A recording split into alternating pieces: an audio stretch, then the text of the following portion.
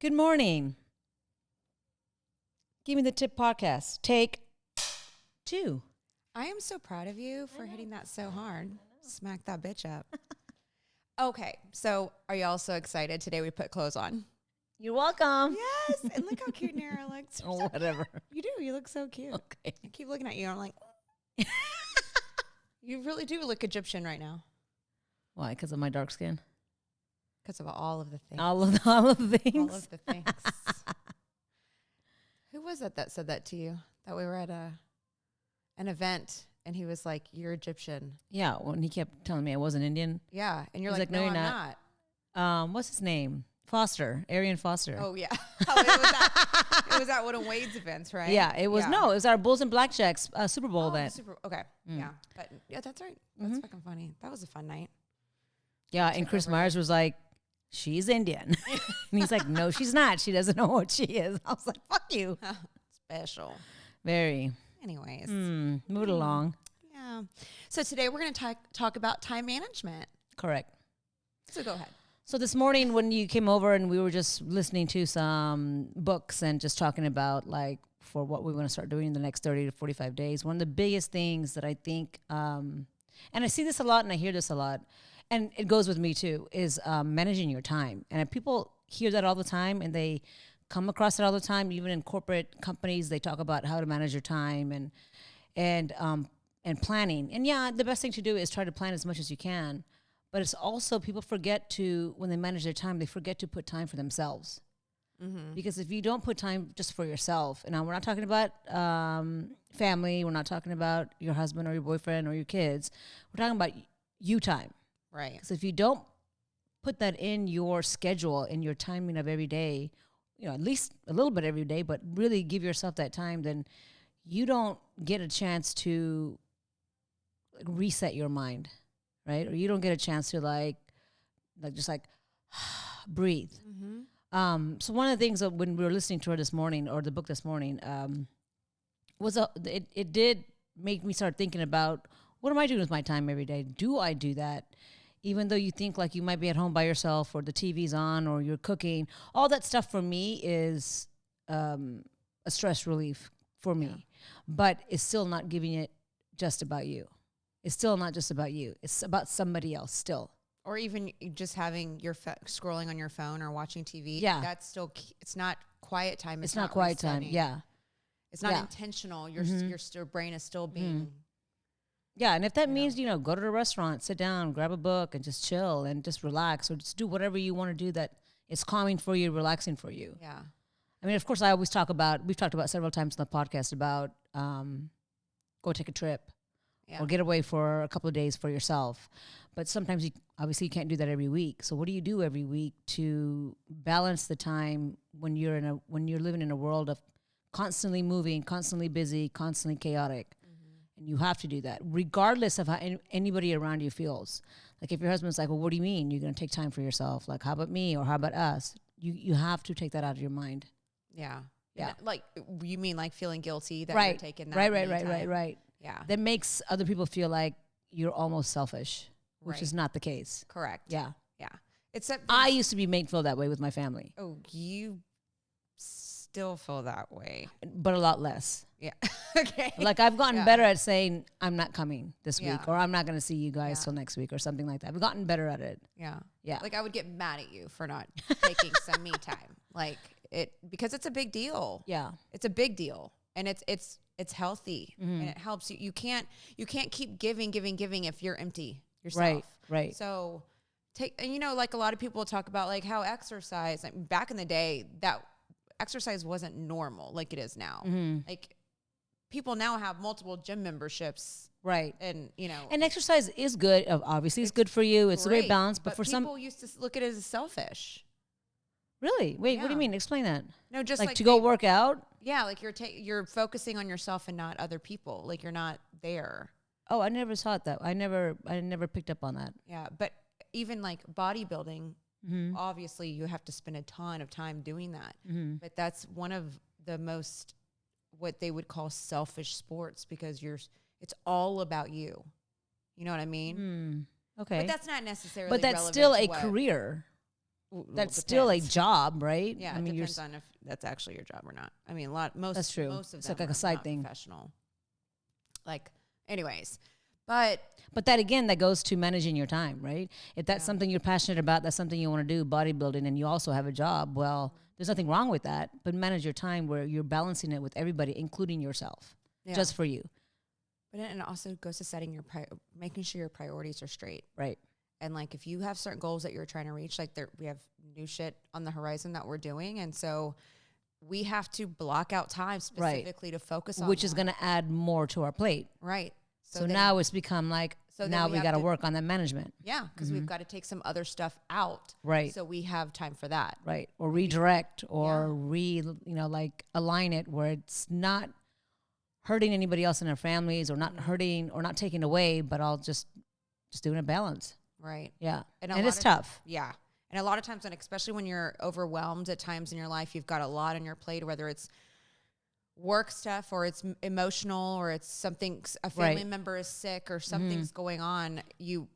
Something jumps in your life where it's unexpected, then you got to, again, reformat your timing. Yeah. And a lot of times when you're overwhelmed like that, you just go back into your old habits. Yes, correct.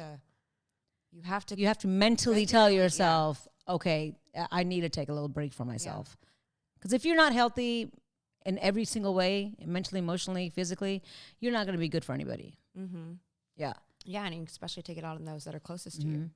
And it can harm really special relationships. Absolutely. You know? So, and also the, book, we've always talked about having an accountability partner.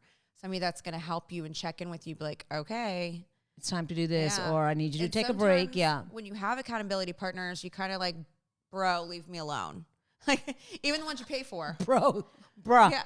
Bruh. But because it's like, even when I did with my therapist, there's a lot of times that I have anxiety going into the freaking session because I had homework to do. And I haven't done it yet. And, because I haven't made the time to do it because I've procrastinated on it because I don't really want to do it. It's a whole thing. But you recognize that. Yeah. And you keep repeating it. Just FYI. I know. But I love the fact that you constantly recognize it. I do recognize that. I'm not in denial. Step one. I'm not in denial. I mean, we're still on step one for a couple of years, but that's okay. Yeah, step one. I'll take a step. Rude.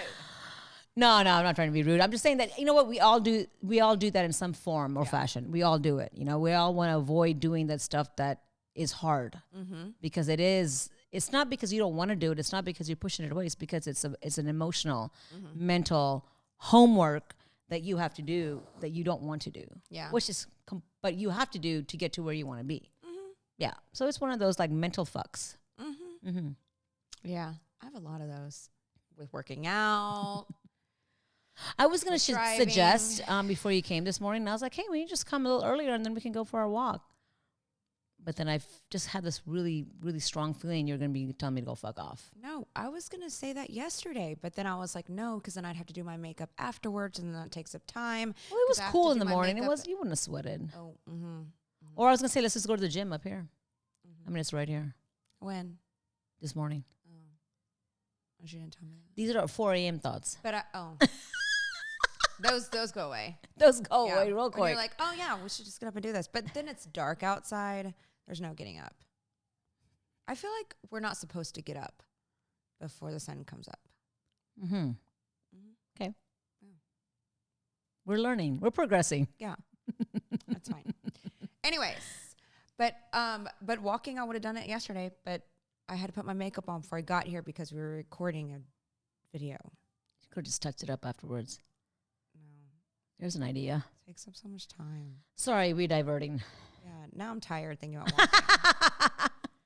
walking. Think about a lot of people that we know, a lot of female friends that we know that even it's a simple, like just group text or just texting them or something comes up and they ask, I think about like, okay, how do they, and I'd love to ask this, like, how do you manage time? Like individuals that we know and people that listen to our podcast, chime in and talk to us about how do you manage time? Because there might be something out there that we've never thought about.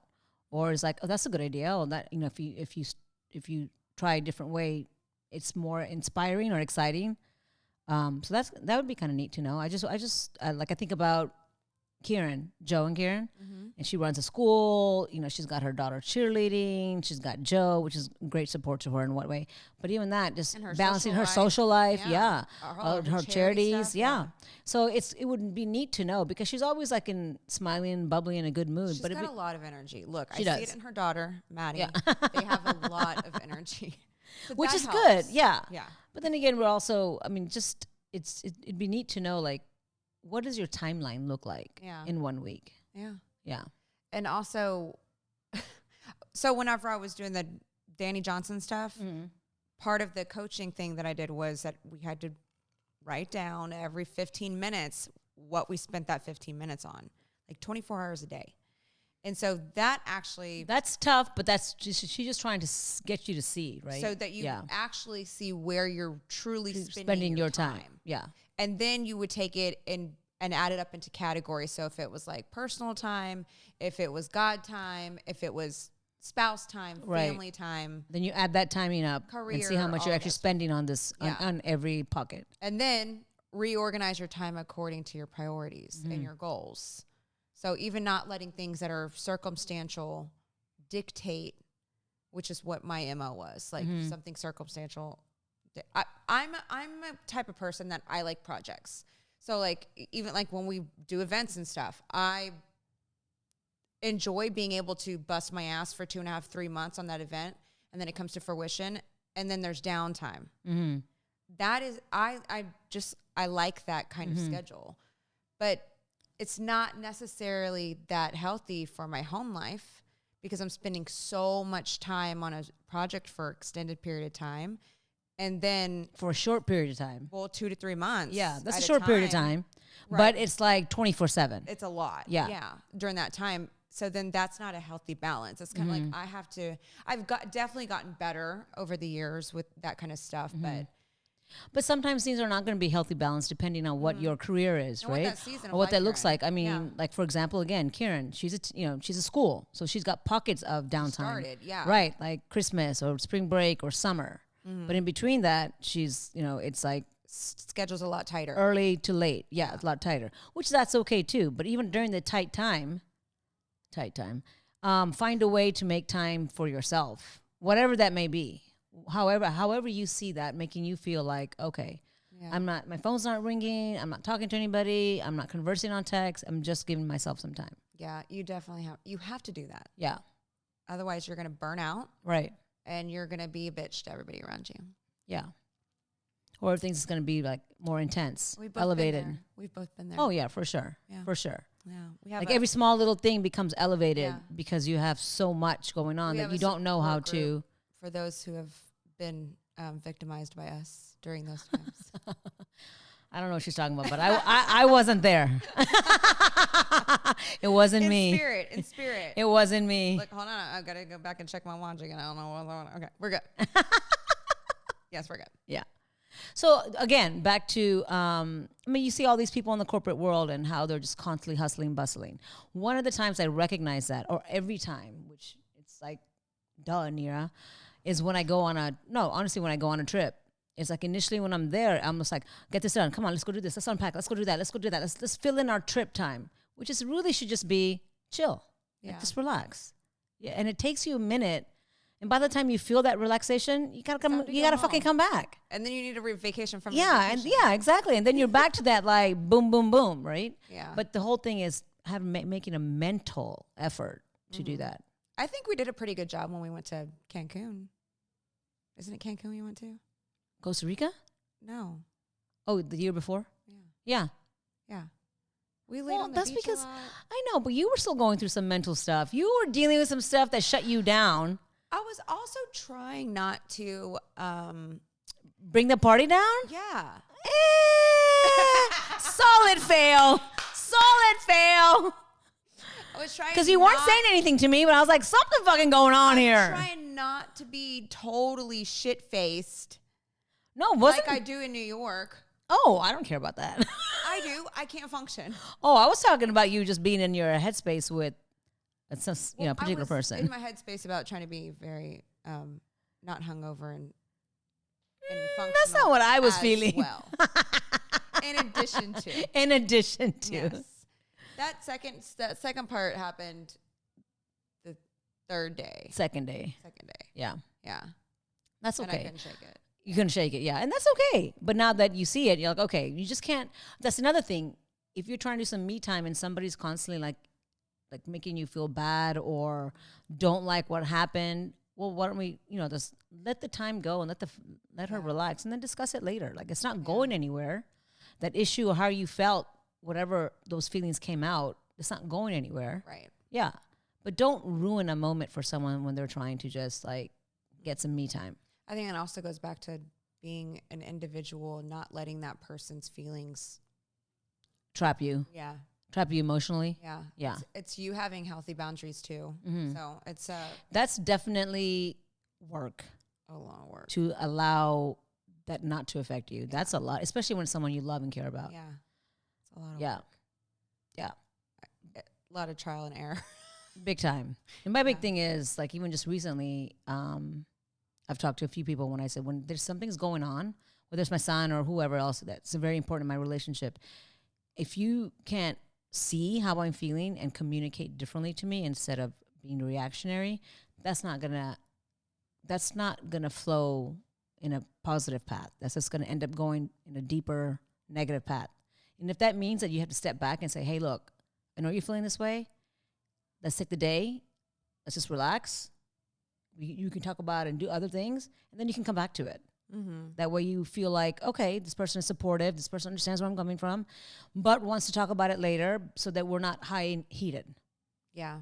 And I think that's one thing that I've recognized in the last couple of months. It's a massive maturity step. Huge. To be able to do that. Yeah. Shut your own emotions down and realize that this isn't actually the real issue. Right. And do that. And then you're able to take that time. You're able to take that time, speak better, speak more in a loving language. Yeah. While getting a solution. Right. While getting your feelings across and find a solution. What if people write you a letter like 3 pages front and back and you can't read it? Then what do you do? Beep.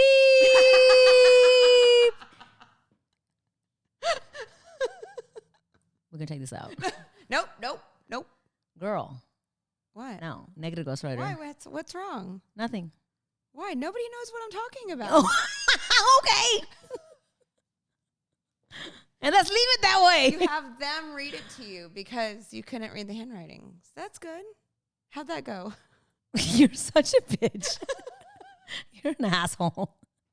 It was great. Progression. Was it a very mature progression. Yes, it was awesome. Yeah. Back on track. Back on track. Anyways, oh man. So back to time. Great. Thanks. What? Just take a sip. Okay. I'm down for sipping. I'm giving you an opportunity to, if this comes up, another opportunity to have an issue that you can work through maturely. See? We don't look at them as problems. We look at them as opportunities. Already did. Thanks. Don't worry. We'll need lots of opportunities. I'm sure there's going to be an ongoing opportunities. Always. That's called life. Yeah, it is called life. We were talking about that yesterday, how it's just kind of like life.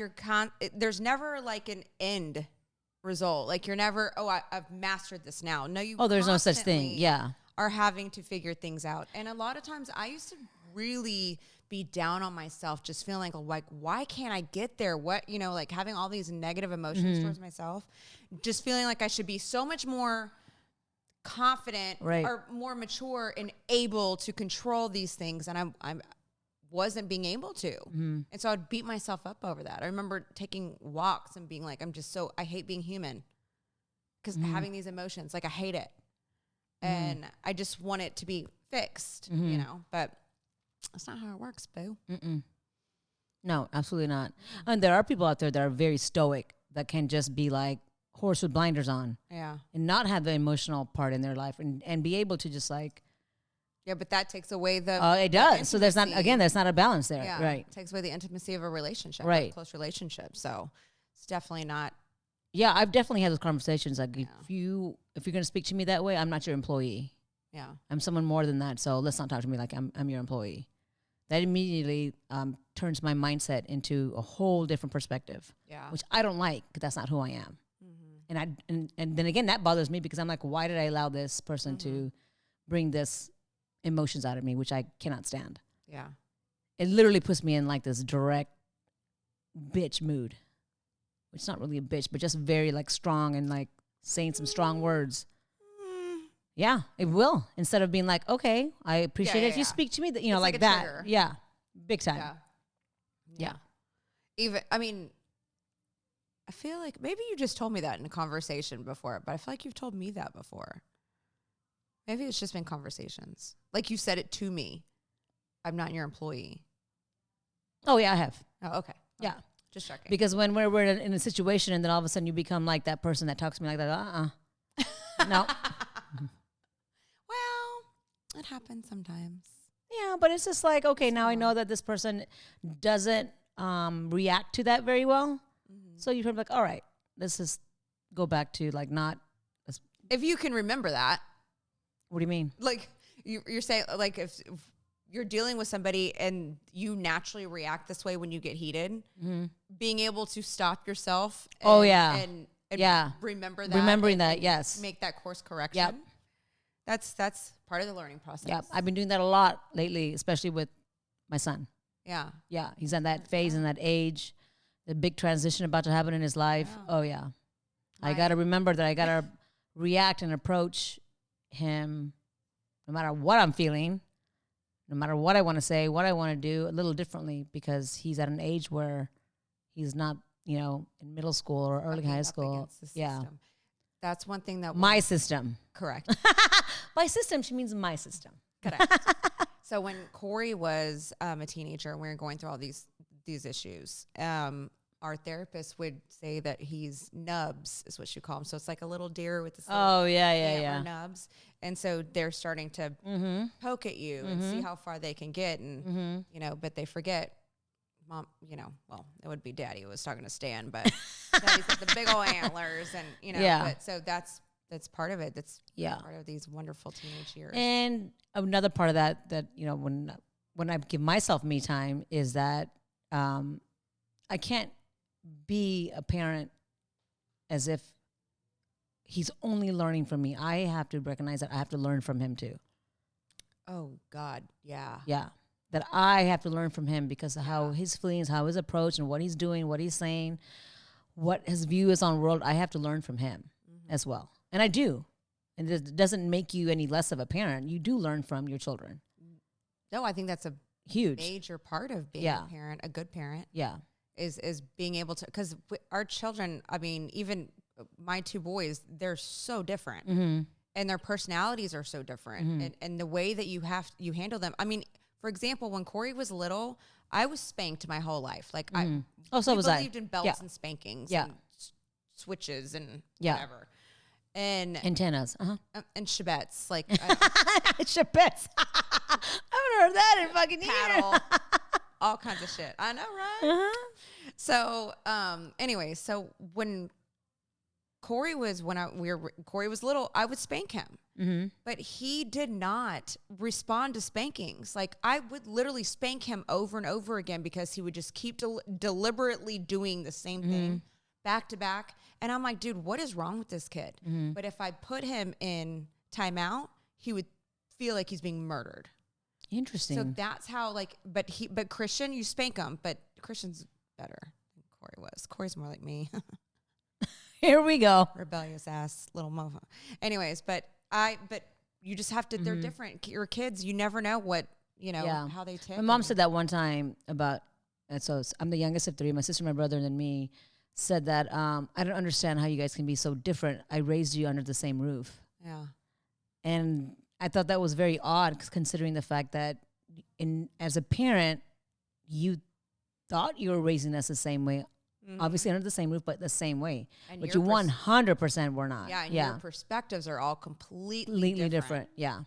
I mean, that's even me. I'm the oldest of 5, and my siblings have complete different perspectives of how the household was raised. Right. You know, like even though it was definitely different once I got out of the house. Yeah, for sure. So I thought that was really interesting. I looked at her. I was like, do you really believe that? Okay. Cool. Yeah. Even my mom, there's stuff that all of my siblings and I agree on that have to do with my dad. My mom's like, I never saw that. Oh, wow. Were we not in the same household? And it was a small household. So, I mean, small home. Yeah. So we were all there. Yeah, I know. Isn't it weird? Maybe she's blocked some stuff out. Maybe. Yeah. But with all this emotional baggage, you definitely need back some me to time. exactly. So all this stuff you think about, how you're raised and never got to do any of that, but now today, really honestly, life is just different. Life is just completely different. The way life is working right now, there's so much garbage out there that you also have to deal with, not just what's going on in your home or at work, but just outside in society. Well, then you also have so much going on. Yeah. Shit. And you got to be now all like very PC. You have a lot of stuff that's not your everyday life that you still have to keep in the back of your head and make sure. And so you do have to just sit there or wherever it is just to give yourself time. Not your kids involved, not your spouses or relationships involved, no work involved, no social media involved, and just be on your own.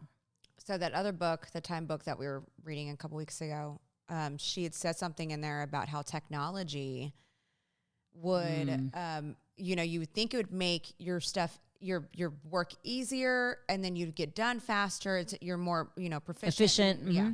But no, because of the technology, there's more and more demands from you. They want more and more and more. Right. And even, she said something about like how with COVID, that a lot of the, the staff, the quantity of staff went down during that time for financial reasons. But then once the business owners saw that people were taking, the work was still getting done, but by a smaller amount of people, which their overhead was lower. They kept it that way. Yeah, that was probably one of the biggest eye openers of how more efficient things can get done. Right. But also, like, overbearing I still too. remember working in the corporate world, and it was dead set 9 to 5. You need to be in this chair. You could get all your work done in 2 or 3 hours, but no, that's micromanaging, right? 9 to 5. Right. And then all of a sudden, what? COVID hits, and now everyone's working from home. How do you get micromanaged doing that? But you're still getting your work done. Now you're based, right? Now you're based on solely getting the fact that your work is done. Not if you spent 1 hour on it or 9 hours on it, that is done. Very interesting. I find that, like my sister-in-law, she's in a high position with Liberty Mutual, and they still are. Oh, that's right. From home. Yeah. And if you really want to go to the office, you're more than welcome to, but we're not requiring it. But they also, for a while, had her very overworked. Oh, yeah. Yeah, because there were so many people that were just kind of like bowed out. Yeah, but she has a really good balance the past like year and a half. But I like we were on our trip, and I said, do you miss going to the office? And at first, when COVID happened, she said she, felt like she needed to be at the office because she was. It helps you focus. Focused, right. Yeah. And now she's like, never want to go back. Like she's like, can get just as more work done, and I can balance like, in between while I'm doing my work or taking calls, I can prep for home stuff or dinners and shit like that. Yeah. Yeah. She likes it a lot better. And you're a person who can do that. Like multitask and be focused. I mean, obviously, majority of my shit is done from home, but I like going to the office and just having that very focused time because it takes away from distractions of everything else. Because I do get very distracted. I'm a very ADD person. Right. So like, I'll be like, oh, let's do this load of laundry or let's do something. I'll just constantly do something in between and not be so focused unless I'm on a very strict timeline, deadline. But I do those. Yes. I'm a little bit. Well, a lot of people, even I sometimes, when I'm on a deadline, I procrastinate to the last minute. I perform better. Sometimes I perform better when I'm under pressure. I do. Yeah. But it's not well for the people that work with us. Right. Yeah. Because now you're causing them issues and anxiety. Like I do to you. Yeah. I know. I'm gonna take a sip. Wait, who are we talking to when you're like this? Oh, was it Teresa? Teresa. Yeah, she's like, nope. Yeah. It was for Fashion Woodlands. Yes, event. Fashion Woodlands. And you were like, I'm going to let you know. She always comes through. She'll get everything done. Yeah. Don't worry. And Teresa's like, no, I need it now. It's like, y'all don't work well together. And I was like, just know. This is how she operates. Trust me. It's been years. Years. No, but it's fine. It's fine. Yeah. No, but I'm glad you wanted to talk about this today because I'm glad to hear it actually come out of your mouth that that's important to you. Yeah. It's been a long time coming. Yeah, it has. Yeah. Even when we were on our trip, before, if it was all together as a family, I would have been like, okay, that's fine. If nobody wants to go to dinner, we'll just, sit back or just chill. I would never say like, okay, well, I'm going. I would never do that. Yeah. And even my mom and dad this time were kind of like, huh? Yeah. And I'm like, yeah, let's go. And that's okay. Yeah, that's okay. That's part of me breaking my mold. And the next morning, I'm still the first one up with my mom because she loves to have tea in the morning. I want to make sure I have that time with her, give her that time and not just like sleep in. Then my son sleep in. And then my first thing my dad said, what time did you come home? Wow. I was like, why? And he's like, I just want to know. I go, you didn't hear me walk in? And then I think it was like 1:30 or something like that. And he was like, you were there at 1:30 that late with Erman? I'm like, yeah. Erman's a grown boy. He was just as happy. We were having a good time. Yeah. No. But it's one of those things where it's not like, and I think they've become more okay with it because I don't think my dad feels he can say as much to me because I have a grown son. Really? Yeah, for sure. Because I know it's inside. It's just like boiling inside him. He wants to say something, but he's like, nope. Yeah. Okay. Well, that's good. Yeah. Like he's real careful. Real careful. But I think that's kind of funny. Like you have that with your parents, and I have had that with my husbands. Husbands. That's so funny. Where it's like I wouldn't go. If they didn't want to go, I wouldn't go without them. Yeah. I did that too when I was married. I was like, okay. And it was, you look back and I'm like, what the fuck? Yeah. Yeah. It's funny. You have the same fucking thing. Yeah. When the majority that we've been friends, you were already on the outs with your husband. Yeah, so I didn't, see that relationship. Right. So you've always been single, so you're going to do what the fuck you want to do. Right. So I've never. But I was single with the child 24/7, so it really wasn't like that. No, I just mean like you're not answering to somebody. Right. And so, anyways, and so it's funny that you just said that because I was like, I didn't realize that was a thing. Mm-hmm. But it is a thing. Me too. That's funny. Always. Breaking the mold, bitch. Breaking the mold. Okay. Even later in life. Well. Way later in life, breaking the mold. Are we going to Chicago? Yes. It's some me time. Yeah, that's our me time. Oh, okay. That's also a good time for us to do some, meet some people, do some networking. I definitely need to, we'll talk about this, offline. It's about to go down another rabbit hole, another subject. No, but I'm happy. I'm glad. Yeah. And plus, we got to celebrate our 10-year friends anniversary. Friends anniversary. That's right. That's right. 10 years, bitch. And we got to celebrate our 1 year on the podcast. That's right. Yeah. So much celebration this year. Oh. New season. I can't wait to introduce to all of our fans and friends and family our next little chapter. A little chapter. Be fun. Yeah. All right, bitch. Well, cheers to the chapter. Cheers to the chapter. Don't spill it on the equipment. Bang. So can you handle the tip?